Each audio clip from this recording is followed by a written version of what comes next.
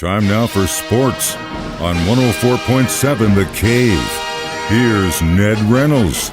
Mike the Intern, Ned Reynolds in the studio. It's Red Monday, Chiefs, Raiders, Monday Night Football tonight at Arrowhead Stadium. If you're going, be safe, be loud.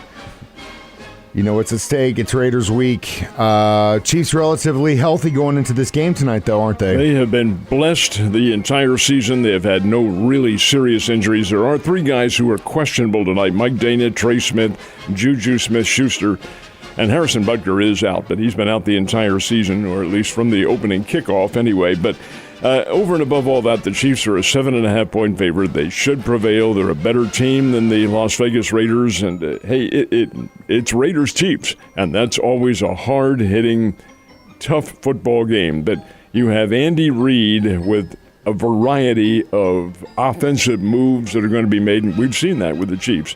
Heck, the Raiders are only 1-3 on the year, and I can't see this game being close, to be honest with you. I think it's fun. It's Raiders-Chiefs, but I think Kansas City prevails. I know you guys are going to talk about it Ned Talk tonight, starting at 5 o'clock, but it's the over-under right now. Over-under is 53. Again? That's what it was last week. I tell you, the NFL has really gotten into a rut because all these games are the same. And now you get some that are higher scoring, like the Seattle game with New Orleans yesterday and all that sort of thing. But over and above all that, it should be a game about in that position. I would think the Chiefs will win. I'm not going to give you a final score because I do that on Ned Talk. Yeah, well, we'll see what happens. I'd pick the over again. All right, so let's talk college football. Pretty interesting matchups over the weekend. It was nothing really, no big shockers really in the world of college football as far as upsets go, in my opinion. However, Oklahoma, Texas. The final score is a huge surprise. Well, what has happened to Oklahoma? I mean, but it wasn't. That's not an upset though, because they had their butts handed to them week in and week out. I mean, yeah, obviously. But the fact that they have gone into a slump is a big upset because that doesn't happen. This is the first time in history that's happened. In history, not just in recent decades, in history. Oklahoma lost 49-0 to Texas. That's no points for Oklahoma, and a defense giving up 49 one week, 55 to Texas Christian the week before. What on earth? My goodness. Anyway, that's for them to worry about. Our problem is Missouri State. Bears playing Southern Illinois, and this is a game I really felt like was placed in the must-win category for the Bears. I was there. They got off to a 14-0 lead, they being Missouri State. I thought, hey, this is pretty good. This team's coming out. They're playing hard. They're playing like they can. The offense is clicking. And then all of a sudden, and Mike, this is a disturbing factor with the Bears. They commit some rockhead plays. It's 4th and 2. The Salukis have that ball. They're in punting situation, 4th and 2. They have the ball on their own, 45-yard line or whatever it is. They're going to punt to the Bears, 4th and 2.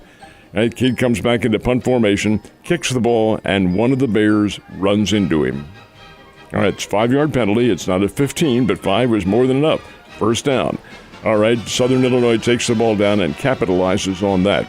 Then a little bit later on, the Bears have a 4th and 2 at about midfield, and they go for it and do not get it.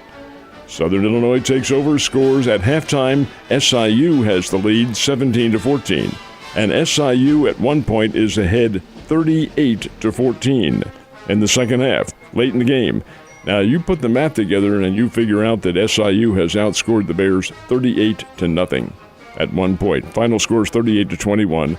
But blowing a 14-0 lead, Missouri State went into hibernation. I don't know what on earth they were doing. They don't know what they were doing, or at least it didn't appear as though they did. And defensively, they were shelled. I'm just really disappointed in what I've seen, and I'm sure the players and coaches are too. And the public is too. I mean, again, it's just kind of like you watch this team that was just like almost beating Arkansas, and it just they have not been the same team Left since. It on the field. They did, and the defense is just, oh, man. Now, they do have a bye week coming up this week, and that's time to regroup. But, hey, you have 5 days, 6 days to regroup between games. You should be ready to go. I don't understand this. And, Mike, before the game, keep in mind now, when the Bears played South Dakota State in a very big game a couple of weeks ago, there were problems other than on the football field. like the concession stands, long lines. You couldn't get served. Well, they had 13,100, I think, that day. I predicted, hey, fans are fickle. If they don't feel like they're going to get really good service at a football game's fine. It's a game. It's going to happen, win, lose. But when you're not getting good service, that is a no-no. And sure enough, they had half that number on Saturday, 7,100. That hurts right there. That hurts, and it was a gorgeous day, too. Beautiful day.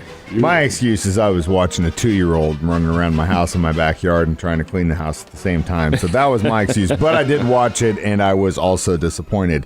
But, hey, that TCU-KU game was a dandy, though. That was a championship-level game. It definitely was. Kansas had a chance to win the game. Texas Christian held them off 38-31 in a terrific battle. But they're very good teams. Now, when is the last time you saw TCU and Texas playing in a big game and OU and Texas University playing down the Cotton Bowl in Dallas when a game that really meant very little? The apocalypse has happened. It's just the changing in the guard, and you see that. You definitely do. Speaking of which, prep football scene, how many weeks? I can't believe we're even thinking about the playoffs. We are indeed. This week coming up is number 8. It's a 9-game regular season, so obviously next weekend, the weekend removed from this by one, will be the final weekend, and then week 10. And everybody plays in week 10, but it is not part of the regular season. It is the district playoffs. That's where all the teams are seeded.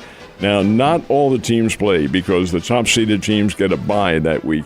But by the same token, everybody's included in the playoffs. So week 10, it's the beginning of districts, and that's just 3 weeks away. That'll be very interesting because we have some good teams in Southwest Missouri. The districts are the beginning of the march to the playoffs. Friday afternoon, listen to the game on our sister station. Not a whole lot's going on. And Yepes hits one out, and I'm like, all right. And we go get our haircuts. We're listening to the game, and then all of a sudden, Philly score 6 runs, and that's the end of that. But you have hope for Game 2. And then after Game 2, Saturday night, watching that, I was just like, really sucks when all of your hot bats go cold at the same time. They were utterly flat on Saturday night, and you could see it coming. They left it on the field Friday. When the Phillies hit them with that 6 runs in the 9th inning, 6 runs that did not come with a whole lot of bat swinging. It came with walks and misplays, and you don't have that sort of thing. Philadelphia scores 6, wins the game 6-3.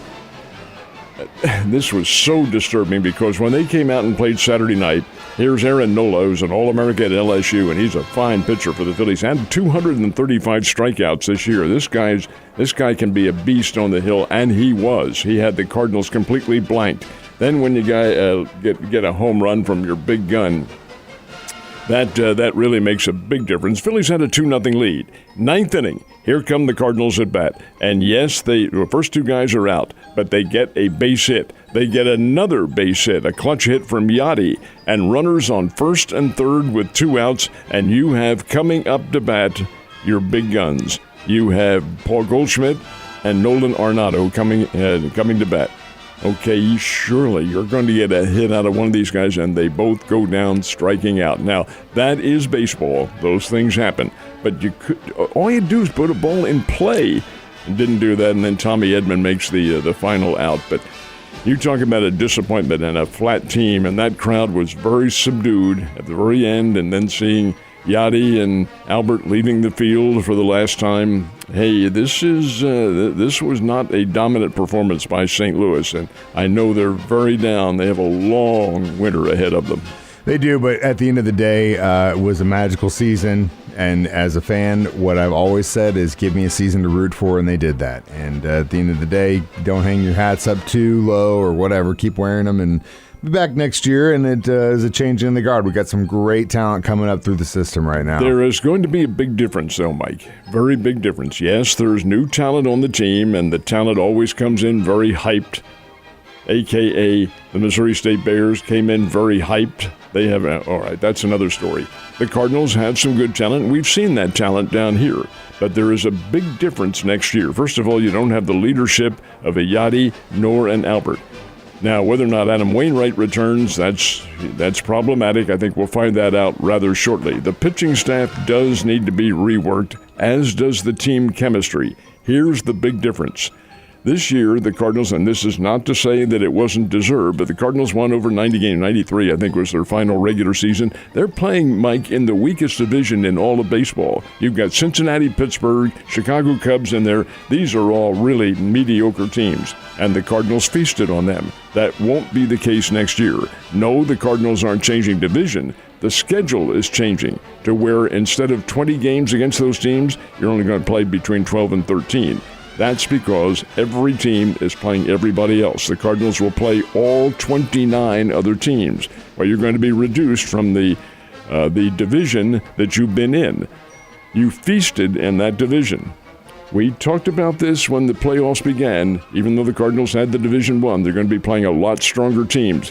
Philadelphia is stronger. I don't think they're stronger than the Cardinals, in my opinion, but they were stronger and had the pitching. Zach Wheeler and Aaron Nola, oh my, they just blanked the Cardinals completely. And the Cardinals, toward the end of the season, were showing some vulnerability. They weren't hitting the ball, even playing Pittsburgh, where you say, oh, they have a big lead. Hey, you play the game to win. Herm Edwards said that, and that's how you face every game. Well, regardless of all that, we can cry over spilled milk. I do think the Cardinals make some changes during the course of the winter. I know the Kansas City Royals will. No, they don't have a GM or a field manager, so they will have to. But in the Cardinals' case, I think you'll see some that may come as a surprise. Really? Well, we'll see what happens. Again, it's been a good season for Cardinals fans, but now locally, not a whole lot to watch, and be watching the East and the West Coast, it seems, or South. All right, so tonight, Chiefs, Raiders, Monday Night Football, and it all kicks off with your live local Chiefs pregame show with Ned Reynolds, Joe Weston, and the V-Team. Ned Talk at 5. Yeah, we begin that. That's how the broadcast schedule works here on the Cave. It's 5 o'clock for our Ozarks pregame show, which is falsely entitled Ned Talk, but be that as it may, that runs for an hour, 5 to 6. 6 to 7 is the Chiefs pregame show over the Chiefs Network, and then 7 to whenever it ends is the Chiefs and the Raiders. You'll hear all of it right here, 104.7 The Cave. Should be a really fun time, but I do think the Chiefs win this one. I hope you're right, sir. It's been a crazy season so far, but we need to keep that lead in the division. And if you want to qualify to win that Kingdom Custom Teardrop with Center Creek Teardrops, come see us at Coyote Sports Cafe, South Glenstone tonight. I'll be there starting at 6 o'clock, and we'll qualify someone, and we'll be listening to Ned Talk together on the parking lot in our own little tailgate, Ned. You have a great day, and I'll see you tomorrow.